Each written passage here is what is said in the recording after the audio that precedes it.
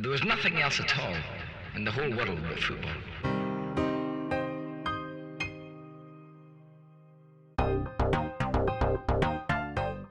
Hi guys, welcome to the FFF Show, where I'm joined by Matt to talk about the FA Cup goal scoring keepers, although I do mention Taffarel was one of those before finding out he hadn't actually scored a goal in his career, so apologies for that. New TV deals in Spain and the Premier League, and a little bit on the DFB Pokal, La Liga and Ligue and title races. Hope you all enjoy, and thanks again for listening to the FFF. I missed the Cavani goal, but apparently it was a bit of a screamer. Have you not had a chance to look at it yet? It's it was pretty insane. It's about 40 yards out, and it's from De Gea as well. So that's pretty impressive. A goal scorer in return from goalkeepers. you know, fantasy football, that's quite rare, but they're like buses. They come along at once, especially with Alisson's goal at the weekend as well, and now De Gea with an assist. But yeah, it was a lovely goal. Keeper wasn't too far out as well, so I'd definitely urge you to check it out. It's one of the goals of the season for me. Yeah, no, I definitely have to check it out. I mean, like I said, I missed it, but Sky Sports were making a lot of noise about it, so it must have been something special. So yeah, and it's nice to crowds were in as well for the first time as well, so that was nice to see. So he's soon become a firm favourite at Old Trafford, I would say. When he went to United, I did the typical sort of rival fan kind of reaction where I thought, he's not really going to do that good. He's, over his sort of prime years. He's pretty much over the hill. And he's completely proven me wrong. And I imagine a lot of other fans that thought a similar thing. But yeah, he's kind of done incredible since he's been at United. So it's great bit of business, really.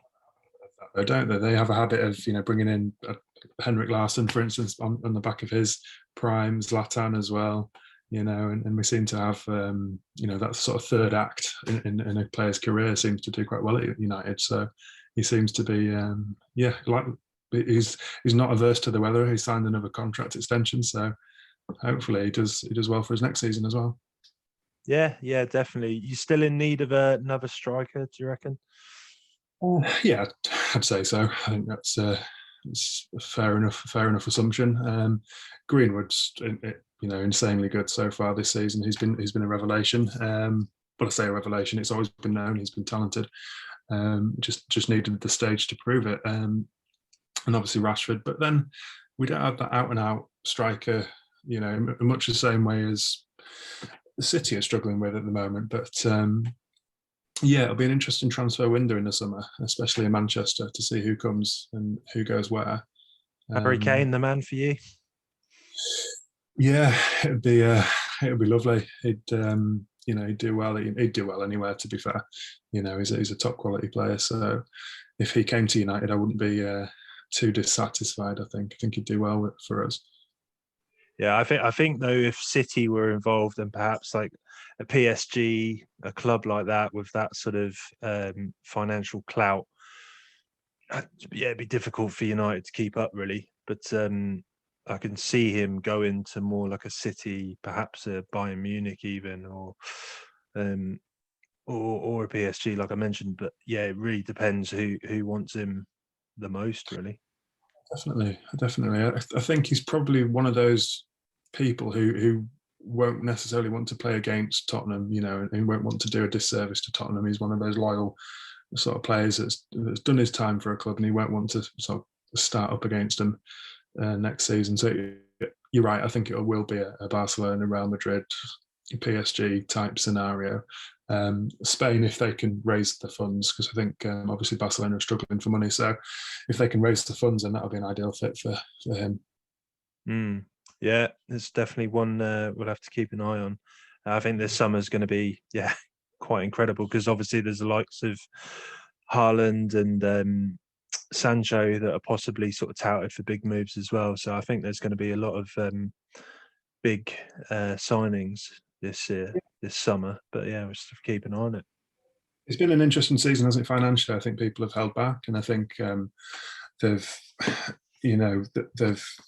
moulded their teams and their approach to the transfer budget accordingly. I think, given that the finances were so strict at the time, but now I think people are chairman, owners, they're waking up to the possibility that this isn't going anytime soon, and they need to consolidate. So you're right. I think it will be a summer of Sancho, Haaland, Andre Silva from Frankfurt. He's going. I think I can't imagine him staying another season, especially with their poor finish to the season. But there's going to be a lot of changes.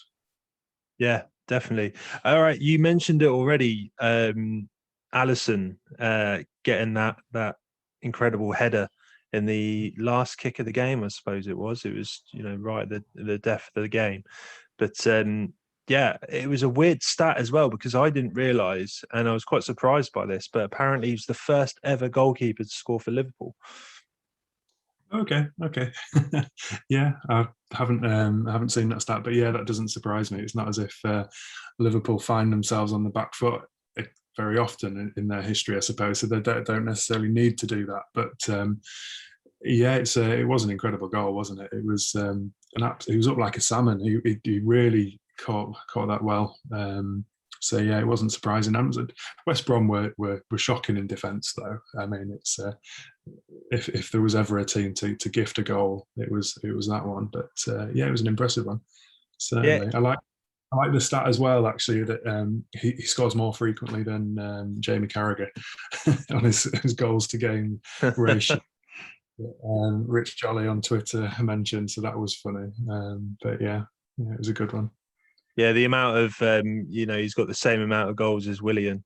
The amount of sort of memes that have been making its rounds around the internet are quite laughable. So it's good. But yeah, no, it surprised me that the fact that he was the first ever goalkeeper to score for Liverpool, especially when they've had the likes of Grobbelaar and David James that kind of like a bit of a foray out of their box from time to time. So I was a little bit surprised by that.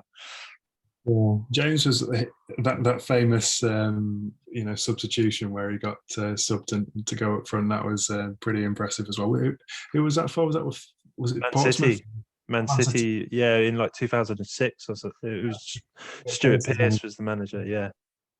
That was faintly ridiculous, I think. Some of the challenges he was throwing in as well. And I remember giving away that free kick as well.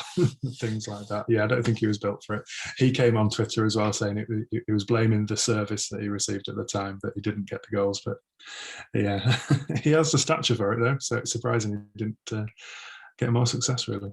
Yeah, no, I remember I watched it a couple of days ago. Actually, it was just something video doing the rounds on YouTube, and the amount of times David James just sort of over lunged into players because he let the ball sort of go loose after his terrible third touch or whatever it was. It was just it was quite chuckable, but.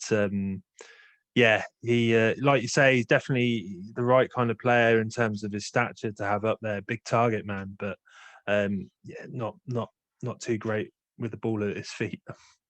No. I suppose in terms of goalkeepers, rather, I think you're not going to beat Chilavert, are you? That Paraguay, is it Paraguay? I think he played for. 30 odd goals in his career. He was impressive, but he was on free kicks and penalties, so that's. Slightly twisted the figures, but yeah, he was the one to aim for, I think. Yeah, I think South Americans they quite like sort of goal scoring goalkeepers, because was it Taffarel for Brazil? I think was a bit of a machine in terms of sort of. I think he was on penalties or something like that, or it was just they would usually sort of allow him to go further up the field if he could do. I suppose like Edison, if you look at Man City, he's possibly got that ability to him as well. Yeah. There was always rumours that he could play in midfield for City, and there was always rumours that he was going to. At least Pep was going to throw him in on a dead rubber game, but apparently in training he does the business outfield. So never know, it might happen one day. He's definitely got an eye for a pass. Oh, absolutely. His distribution game is just next level, isn't it? It's insane how good it is. The FA Cup, I suppose, is the next best place to go. I mean, there's been quite a lot happening since we last spoke as well. But yeah, I suppose the biggest game since we have spoken. Really, it has to be the FA Cup, especially not necessarily for the game itself, because I don't think the game itself was too much to sort of write home about, but the fact that the fans were back in the stadium, and when I didn't actually watch the game live, but I saw the replays, and it kind of put a bit of a shiver down my spine just seeing fans back in the stadium, and just kind of forgetting how it feels to view a game with not a full stadium, but a fairly full stadium in comparison to what we've been used to for the last few months, last couple of years really. So it's it was really great to see that. Yeah, it really was. It really was. And it was brought home to me just a moment ago, watching that Cavani goal and him running to the stands and celebrating in front of the fans. And it was the same on Saturday. Despite I still can't get used to that start time of 5:15 or something. It should be 3:00. It should be dedicated to the FA Cup that day. But, that's just my traditionalist head speaking there.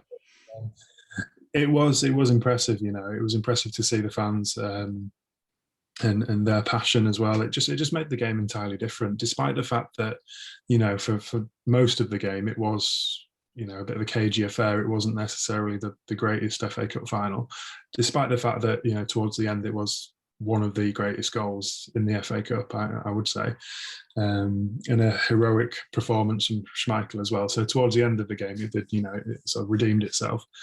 But yeah, the fans made all the difference, and didn't quite appreciate how hated Ben Chilwell was. He was booed at every touch, but that was nice to see. It was a real revelation for me.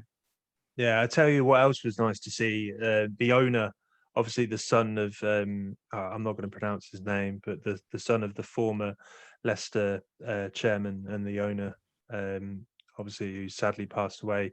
Was it 3 years ago now? In that helicopter crash. Yeah, 3 seasons ago, wasn't it? Yeah, it was after a game.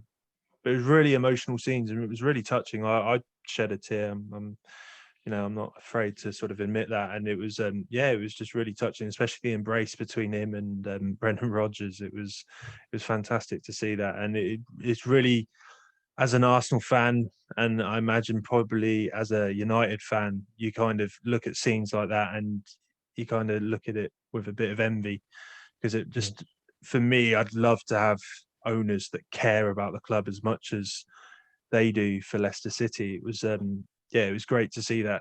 I mean, I don't know if we'll ever see the likes of Stan Kroenke come down and embrace Mikel Arteta the way that we saw on Saturday. But no, it was great to see. It really was. I think I always keep referring back to Twitter at the minute, but it was another interesting tweet from Jack Whitehall, who's a famous Arsenal fan, obviously the comedian, and saying that if Kroenke came down onto the pitch, he'd have to be told who's Arsenal and who's be able to recognise him, which is true. To be fair, I think they're so distant from the actual realities of the football club and the passion and the support of the football club that it's upsetting, when you look at the scenes on Saturday and you see what could happen and how a club could be run. I'm not saying it's perfect. I'm not saying that foreign investment with billionaires investing into football clubs is the way to go. I'm not saying that, but at least they've got an eye for what matters, and keeping that support on side and doing what's right in the community as well. If one of the Glazers came down, onto the pitch, got introduced to the fans, there'd be absolute hell on it. It'd be a riot. And I don't think I'll ever see a time where that doesn't happen with United. And it's a real shame, I think it's just that disconnect, isn't it? I think that's the real issue that fans have. I mean, I know as Arsenal fans, I think the fan base are mostly sort of disgruntled with the fact that that there just seems to be no real knowledge or understanding of the game itself or understanding of the club. But I mean, I'm pretty sure us Arsenal fans are aware and that we understand that we have to have a billionaire in control of the club. There needs to be somebody of that ilk taking control of the club, and that's possibly not going to satisfy a lot of people but you have to at least show a bit of understanding and show a bit of passion, and to show that you actually care about the club. And it's just surely it's not. Is it really a big thing to ask for? I mean, perhaps just even having a bit of a spokesperson there instead, that somebody does understand the club more. Maybe that will help. And I think for Man United, that would be something that would be kind of desired for as well, I imagine. Yeah, you'd hope so, wouldn't you? You'd hope so, but it's going to be interesting to see how they react following all the Super League talk and everything. I think Chelsea have made some promising moves, installing a fan representative at board level. Spurs have turned their back on their support, and you'll be sad to hear, obviously, as an Arsenal fan, but the supporters' trust they've been ignored. They've not been given a seat at the table during any discussions, and then charging 60 quid a game for the fans to return, in this game week for a dead rubber. It's just, it just shows what kind of club they are and their level of class. I think United as well, they've made some, sounds as for fan representation. Whether that takes place, I don't imagine it will. And if it does, it won't have any impact. It'll just be a bit of a whitewashing affair, I think, knowing the Glazers. So, yeah, it's going to change. It's going to take an awful lot. And I'll be interested to see if anything happens from this, petition that's been launched as well for the independent sort of football regulator. Whether that has any impact, I don't know. Boris came out in support of something similar. He obviously saw the way the public mood was going and went along with it when he was saying all the stuff that people wanted to hear. Whether or not he actually believed that is another matter. So if something comes of that, then I'll be pleased. But I'm not holding my breath at the minute. I think the last thing that a lot of football fans have at the moment is trust for the elite and trust for the people that should be making a difference and should be doing something about it. And it's there's the authorities have let the nation down and the footballing community down so many times, and let society down as well. So it's it's not something that we should be holding our breath, like you say, mate. Yeah, absolutely. I mean, obviously with you living in Holland as well, you'll have heard the story of Ajax and their gesture to the fans, melting down their trophy and sending a tiny little starter to every single season ticket holder. That's how you run a club. That's the gestures that mean something. And if people can take heed of that, then all the better, but we'll see.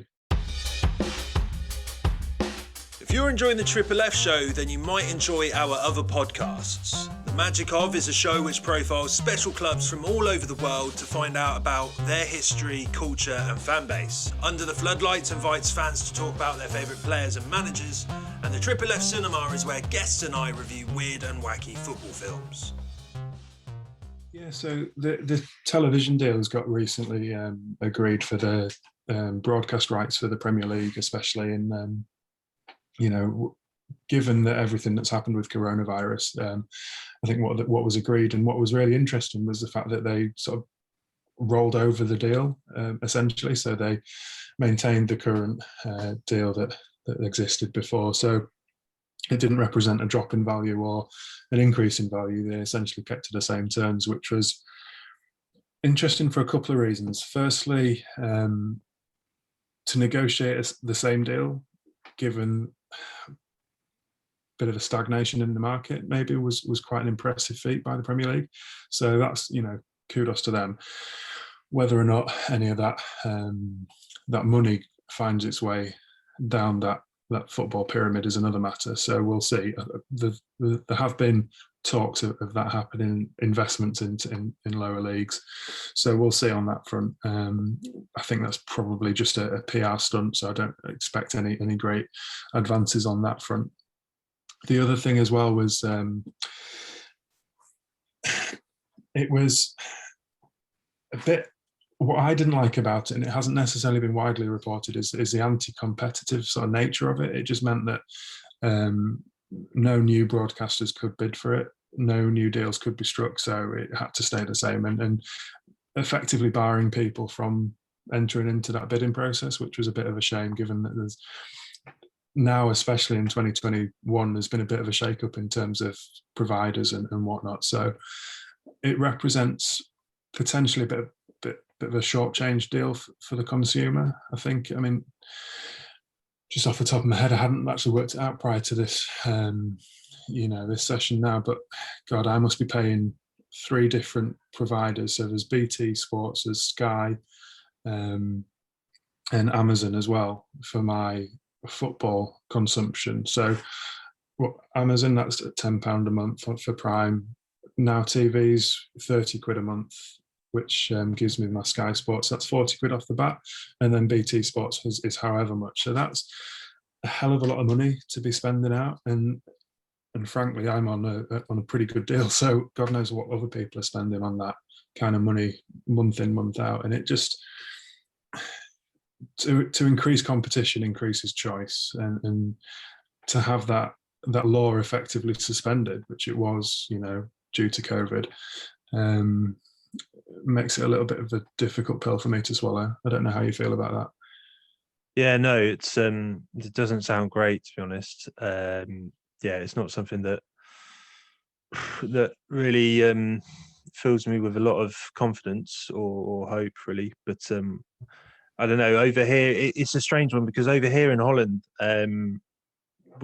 it's kind of like I've gone back in time a little bit, because there's just one provider, and you pay a fairly decent price. I think I pay like €30 a month for everything, and that's just everything is on there. We get like Fox, Ziggo itself, and then there's a few other sort of sports providers. But yeah, I think that was one thing that kind of appealed to me about moving out to Europe, is that I'd always heard stories that people outside of the UK pretty much had pretty good access to sports. So it's a bit of a bum deal for everybody back in the UK to have to deal with all these horrible subscriptions, and there's a lot of working class people that I would say the majority of the football community is made up of working class people, so they have to deal with that and contend with that. It's pretty unsavory, to be honest. Yeah, it is, and just in Britain itself, it's the consumption of football in the last couple of seasons, for me anyway, has been largely Bundesliga, because that was on BT Sport and near enough 4 or 5 games a weekend, which was fantastic. But that's the only really foreign league that we've got access to, apart from Scotland and whereas Spain, France, Italy, that's another subscription on top of that. So it just makes it almost impossible to consume football now, beyond the obvious Premiership and Championship games, which is really disappointing. You want more, and especially when Germany got a handle on coronavirus in the first wave there, and it came back again. That was an absolute saviour for me, absolute saviour to be able to watch that. And there's been some right games in Spain and Italy that I've missed as a result of not being able to access it. So we'll see. It's been disappointing in France as well, because that TV deal that ended up, going ass over tit. So all these clubs have ended up getting a lot less money than they budgeted for. So they're going to be in some financial difficulties as well. So it's a bit of a change, in terms of broadcast revenue across. So maybe that was one of the reasons why the Super League was pushed so much, because they saw that drop in revenue and saw that drop in income that was coming.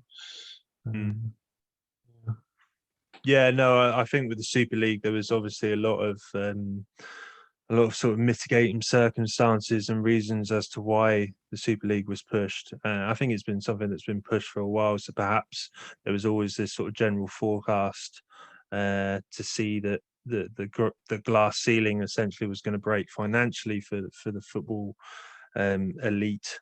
So they kind of needed an alternative.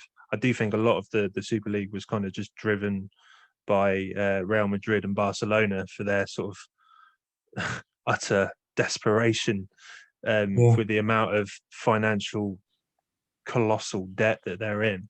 They kind of needed it more than others, but then I think the other elite clubs kind of just jumped on the bandwagon because they saw an opportunity that perhaps this was the new direction football was going to go in. But yeah, it's a strange one. I'm glad it didn't work out. I don't know what's your thoughts on whether you believe the fans to have as much of an impact as I believe the elite clubs kind of made out that the fans had an impact in.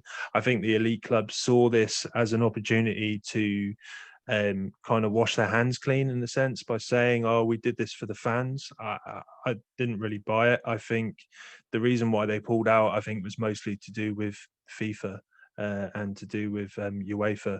And I think it was because UEFA either said to these elite clubs that, you know, we're going to whack on hefty punishments, so we're going to do something, or perhaps we're going to, you know, they offered those elite an opportunity to come back to the negotiation table and say this is how we will go forward. Because I think the elite were pretty much and the people involved with the Super League were pretty much unhappy with how the sort of Swiss model of the Champions League was heading, and I don't think they were too enthusiastic about that. So I think perhaps that was another reason why.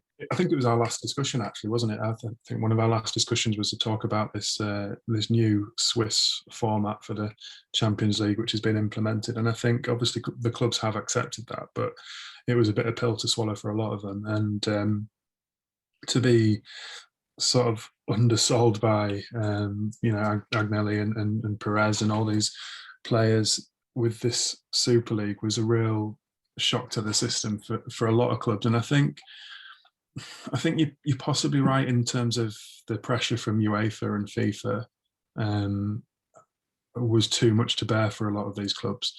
It's interesting. I don't think Perez has really quite conceded defeat yet. I think he's still fighting away, but he's you know, whatever he says is a bit crackers at this point. Sounds a little bit like Donald Trump to me, doesn't it? When Donald Trump lost the election, is that?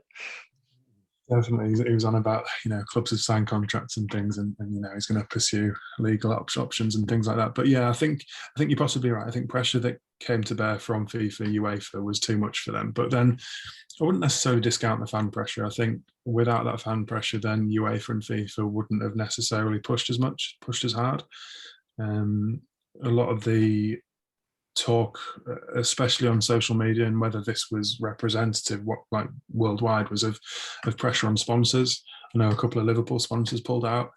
The training kit deal that Man United had with THG, it was a local Manchester-based company. So they pulled out, and that was one of the most expensive training kit deals in you know world football. So with that kind of money in terms of hundreds of millions of pounds, I think that helped as well. So without that fan pressure, those sponsors wouldn't have pulled out and wouldn't have had that impact there. So I think a combination of everything combined, you know, had that positive impact and saw it bite the dust.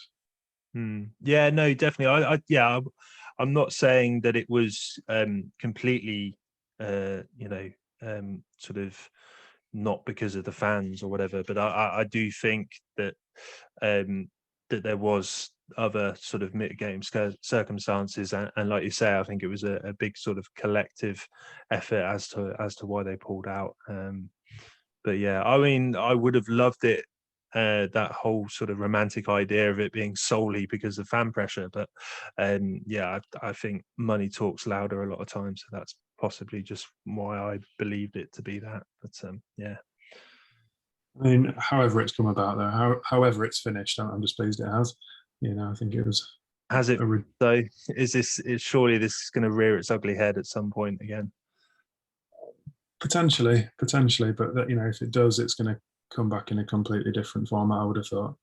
I can't quite imagine how people have got this impression that they are the European Super League teams as well. I don't for a second believe that they believe that those, you know, those sides are the cream of the crop every season. Arsenal and Tottenham should not be there at the table at all. I don't know, especially Tottenham. I suppose, like, our rich history, we've won a lot of domestic titles in our history, but yeah, we haven't won one for about 17 years. So that's. But Tottenham, but what are they there for? Yeah. Well, they're there because of Daniel Levy, and his financial nous, or lack of, shall we say. But massive clubs, your Benficas, your Ajaxes, those are the ones with history and heritage that if you were really genuinely concerned about a European Super League, you would have invited to the table. So, I'm really excited to watch, or at least to watch the scores come in at the weekend for Serie A. Juventus failing to qualify for the Champions League will be supremely satisfying. I'm looking forward to that. Yeah. And Liverpool, Arsenal, Tottenham not qualifying for their respective, expected European competitions as well. It just, it's ridiculous. It's faintly ridiculous, this whole idea that they're the elite. Yeah, it's like you say with Juventus possibly not qualifying for the Champions League. It's just that element of risk. It's that competition. It's that challenge that we love to see as football fans. And I think had the sort of ESL gone ahead, then there was not going to be any of that. It was just going to be, a sort of year after year, almost like a sort of NBA American sport sort of model that kind of, you take relegation out of it, and it's it kind of works over there. Obviously, it's a big popular sport. It's still an attractive proposition, but for me, it's just so sort of far removed from what we're used to in European sport, in the Premier League, in these big leagues all over Europe. So it would have been a very bitter pill to swallow. But I just don't understand how rushed it just felt. Just the whole concept of the league itself. Like, if they actually came up with something of a much better idea, of something that was a lot more competitive, something that was just a better product to kind of to just take in and sort of enjoy as a fan, then I think that probably would have turned people's heads a little bit more. But it was just an absolute shit show of an idea. Yeah, definitely. And it was a launch time as well. It was a Sunday evening, midway through a Premier League game, I think. And then obviously Solskjaer was put under pressure to answer questions and to answer on behalf of the club. He'd not even been briefed about it, and thankfully Ed Woodward has gone now. But it was just the manner in which it was announced. It was, nobody knew anything. Clubs were under the impression this Swiss model was going to be the way to go. Taffarel, who is now in charge of that European Club Association, is taking charge ahead of Agnelli now, who left, had no idea about it and was in talks with Agnelli about the whole new European Swiss model that's coming on, and that was only taking place a few days before the announcement. Things like that. They were having conversations with all these clubs 2-3 days beforehand and not saying a word, and it was just so underhanded. And from a PR perspective, it was a complete disaster. If they wanted to launch this seriously, they could have done such a better job about it, and it was just amazing what they expected to come out of it. I couldn't quite believe it when it came out. Like on Facebook, follow on Twitter, subscribe to YouTube, do all that shit, please.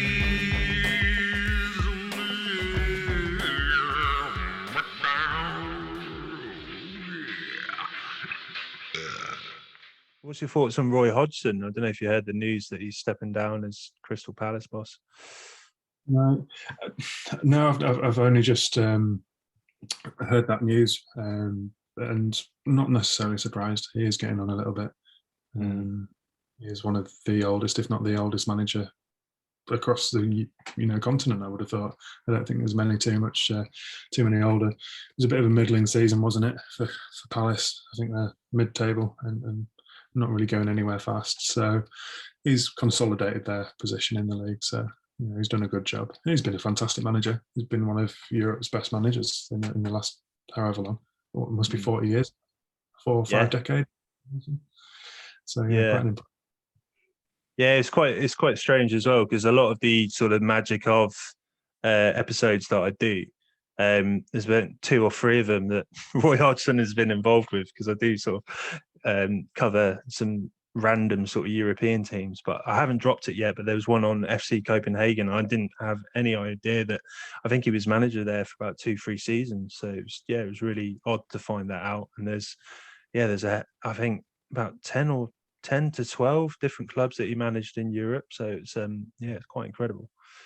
He is a European citizen almost, isn't he? He's started off in Sweden as well, and speaks fluent Swedish. He's got such a talent, and he is probably one of, in terms of impact on the modern game across Europe, it's up there. He must be.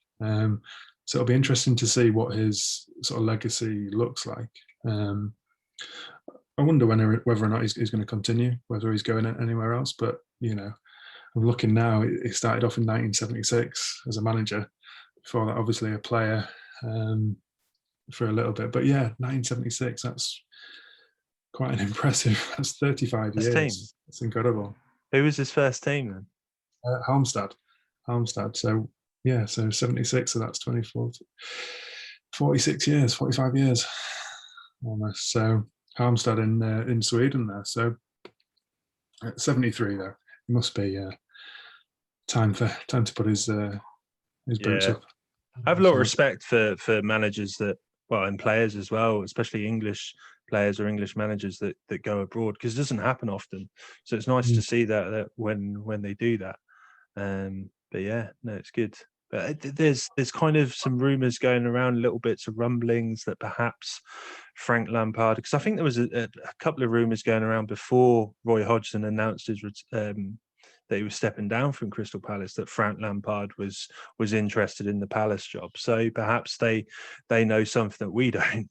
That's Possibly. That might be a good fit. He needs to take a step back and consolidate his managerial career, doesn't he? So it'll be interesting. They are a club with potential, so you never know. Yeah, no, it would be a good fit for Lampard, because it's kind of, after he doesn't really deserve anything above Chelsea, but he doesn't deserve anything sort of below Derby, his previous job. So somewhere in between, and Palace, fits that mould perfectly. So it's definitely be a good fit, I think. Yeah, definitely.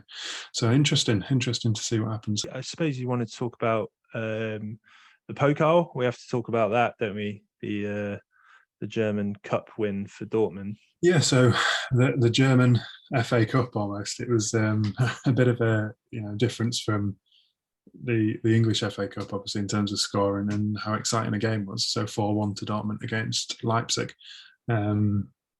Was quite impressive, and Dortmund have really finished the season quite strongly, haven't they? Don't know how you've sort of seen the last few matches for them, but they've been.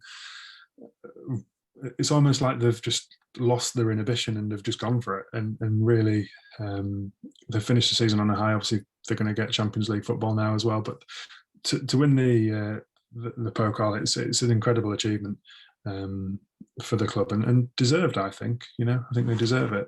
It's a good one. A good couple of goals as well. Jadon Sancho coming up with 2 as well, and Haaland finishing off strongly. So it's certainly going to add 1 or 2 extra million euros onto their price tag rather.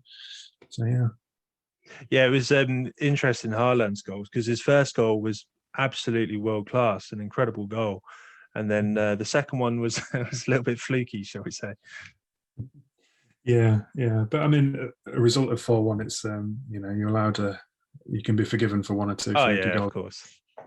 Yeah, it's but what I mean, Dortmund, given their form and run of form, it was almost to be expected, I think. But with Leipzig, they've really come off the boil, haven't they, a little bit since the announcement of their manager leaving. So it's a bit of a poor finish to the season, I would have said. really. Is it the management scenarios for both of these clubs as to why they are having the sort of fortunes that they're having? Because obviously we've got now Marco Rose is going to be coming in at Dortmund. Is it perhaps that, you know, they kind of know that, and they know that Erdem Terzic is, you know, this is more or less his sort of last game, and there's not so much pressure there? And I don't know, it's a weird one with Terzic as to why things are sort of clicking out, or perhaps it's just coincidence that things are sort of started to click with Terzic and the Dortmund players. But then also, if you look at Leipzig, obviously, I've forgotten his name now. Nagelsmann. Yes, so Nagelsmann's obviously going to be on his way to Munich. Has there been? Oh yeah, so Jesse Marsch is now going to be the manager of Leipzig. Right. Yeah, so he obviously the sort of Red Bull conveyor belt. He's coming from Salzburg over to Leipzig. So I wonder if, I don't know, if it's kind of having the opposite effect.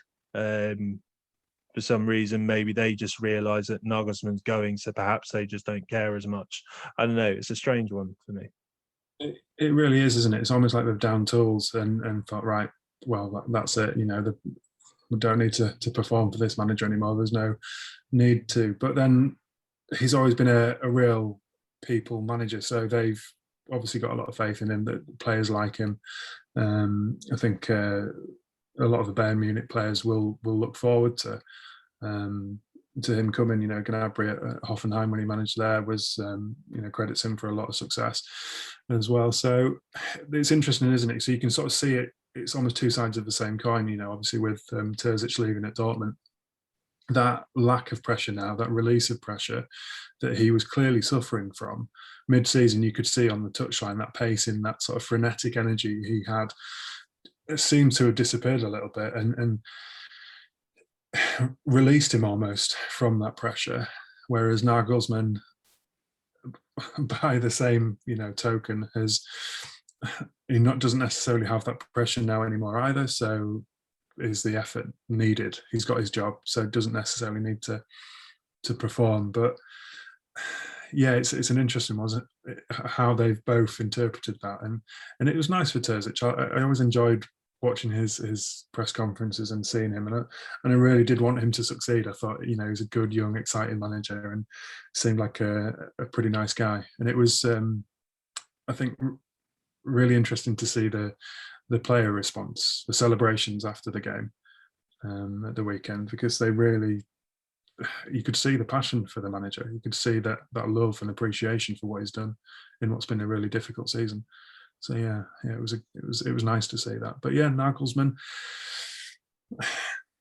he could have done with going to Munich with a little bit more of a flourish, but I don't think they'll worry too much about that. No, not at all. But yeah, I think with the type of, the players that Nagelsmann will have at his disposal, it's going to be a scary prospect as to what they can achieve. And he'll obviously have Upamecano, who's who he knows very well. If you're interested in coming on the show for an Under the Floodlights special to talk about your favourite player or manager, please email the FFF2021@gmail.com or DM the FFF84 on Twitter. All contact details will be in the episode description. Hope you're all keeping safe, and thanks again for listening to the FFF. I think with Terzic as well, like you're saying, he's a very likable character. I don't know if you saw the Twitter sort of post that he put out, where I think it was about 13, 14 years ago, he attended a Dortmund game as a fan, and there's a picture of him just in the stands as a fan, and then sort of 13 years or whatever it was later on, he's lifting the sort of domestic cup. So yeah, it was a really great image to see. Yeah, it's a nice story, isn't it? It's one of the better stories to come out of European football in recent weeks. So yeah, that was really nice. But just on Leipzig, I think I just want to caveat what I said really about Nagelsmann. I don't necessarily think it's a weakness in him as a manager. I think RB Leipzig as a club, I think, had pretty much secured their position, haven't they? second. I think once Bayern Munich had raced ahead, I think it was pretty much a given that they were going to qualify for Champions League football, which is what their intentions were. So I don't think necessarily it's all down to him as a manager. I think they'd achieved what they'd set out to do, and from then, where's the motivation? Where's the incentive to go on and push on? Really. So it's a collective responsibility for their lack of form recently. Yeah, no, that is very true. Just lastly, then, like I suppose the most exciting sort of title races at the moment are in two countries, and that's Spain and France. So, I mean, Spain's in La Liga, obviously that's very interesting. It was even more interesting sort of 2 weeks ago when Sevilla looked like they had a bit of a shot at it as well, but unfortunately they failed to make it count. But it definitely seems to be between Real and Atletico at the moment, so the two Madrid teams. Yeah, it's going to be an interesting one. Like you, I was really invested in Sevilla. I really wanted them to pull it off. Given that the top three were part of that evil European Super League, so I wanted them to usurp it. But yeah, with La Liga, it's been a funny one, hasn't it? Really, I think that the last few games for everybody chasing that title, it's almost like they don't want it. It's like who wants it least, almost. And I'm looking at the league now, in the last run of 5 results amongst the top 3. I think there's only, out of 15 games, only 7 wins between all those top 3 teams. So it's like, do you want to win it or not? Who's going to grasp it by the nettle? And I think Atletico Madrid getting a little nervous, maybe, perhaps, but it's going to make for a really interesting last game of the season. I'm really looking forward to that one. Yeah, no, definitely, it's going to be one to keep an eye on for sure. But yeah, I sort of mentioned the French league because I think that looks quite interesting as well, because I think there's only one game left in it now. And the 3 teams, I suppose, that are in for the title. I think PSG and Lille are the closest. Let me just look at the table now. But I think so. Yeah, Lille are on 80 points, PSG 79, and Monaco 77. So it's quite unlikely Monaco they'd have to really they'd have to win by about 7 goals, yeah. and then hope Lille or PSG don't win, or even draw. So I think it's obviously between Lille and PSG. But if Lille can just win against, who've they got?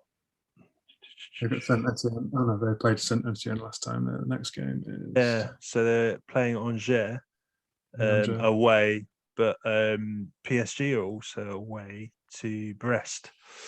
So yeah, it's going to be a cracking weekend for Spanish and French football. Yeah, it really is. I mean, not forgetting the Coupe de France tomorrow night as well, with Monaco and PSG. So, as much as I appreciate the sentiment of the owners of PSG coming out against the European Super League, I'm not the biggest fan of their ownership structure either. So it would be nice to see Lille win that one, and Monaco as well with the cup tomorrow. So it'll be it's a really interesting title race for that one, definitely. Yeah, no, definitely. I think, like you say, it was almost like when Leicester won the FA Cup, it was a bit of a middle finger up to all of the bastards that were a part of the ESL. And like you say, PSG aren't a part of the ESL, but I mean, they might as well be. They've definitely got unsavoury ways about them, shall we say? So, Lille winning the Ligue would certainly appease me, and I'd be quite happy with it. And I think a lot of football fans would be secretly pleased to see another underdog win it as well. So. Yeah, definitely. I'll just I'm take a moment just to apologise to any viewers, because I'm sort of slowly creeping this way off the screen. It's because I'm sitting right there, and so I'm trying to avoid And so by the end of this record, I'll be off the screen here. Just It's not like me. I've actually got a wonky house to a point. So there are times where I sort of slide off to the side.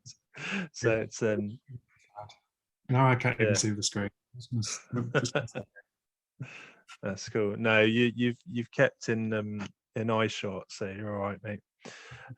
But yeah, no, I think that's pretty much everything that we needed to talk about, Matt. So it's a pleasure to have you on again. And it's quite a strange one that this was the first time we've actually spoken since all of the European Super League dealings.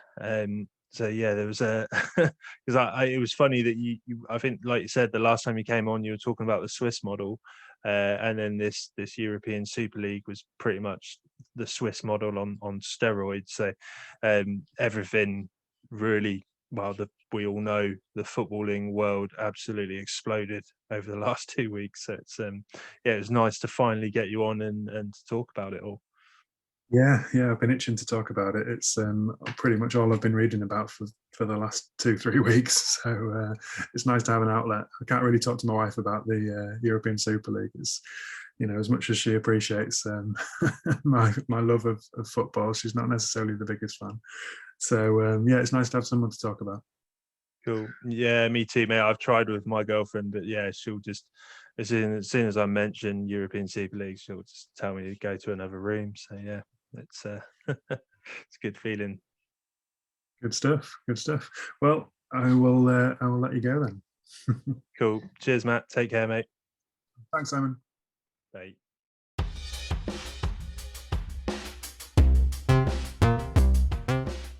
Thank you so much for listening to the Triple F. If you could please drop a like on our Facebook page, subscribe to the YouTube channel, and follow us on Twitter, that would be massively appreciated.